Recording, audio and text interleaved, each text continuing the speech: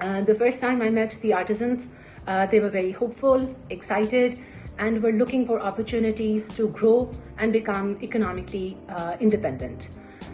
I observed I carried out skill assessments after visiting the BTGs once, and the whole point of it was to observe the working and the product production process the BTGs were using.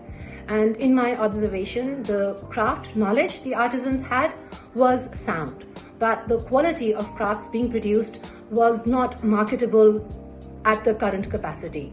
The raw materials used were of poor quality. Most of the textiles bled when they were washed. The texture itself was rough.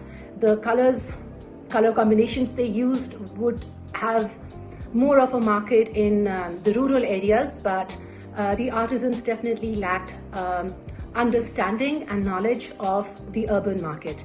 What an urban woman would find attractive, what she would buy, her lifestyle, the way she would use the crafts produced in her life, her home, her work. All of these things are needed for the person producing for them to be able to make products that they would find appealing. The biggest problem I would say I observed was that the BDGs, the artisans, had no concept of organization. They all worked in their own way. There wasn't any process, there wasn't any attention to detail, quality raw materials. None of these things really were a focus for the artisans. I think it was more of like an activity they did, and it was their downtime. It is the time they all get together, take a break from their housework, their chores, their responsibilities, and they sip tea, they would eat, and they would be working on the crafts. The result was that the crafts would be of poor quality.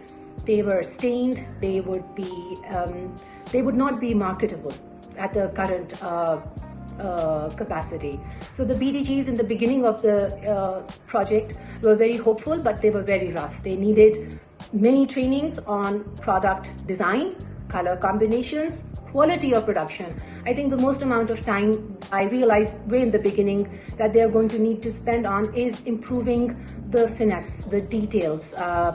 Not just the center motif, but if they're making a cushion, for example, the only attention would be given to the motif, not the stitching, not the finish, not the overall product quality.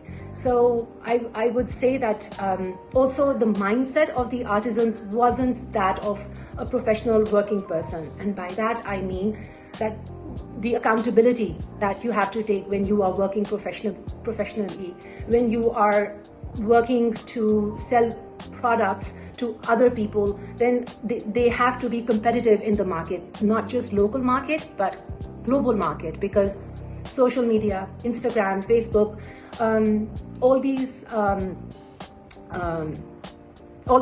the technology has made artisans visible, but also increased the competition a lot. So charity-based approach, I realized, is not going to work, but product-based approach is going to work.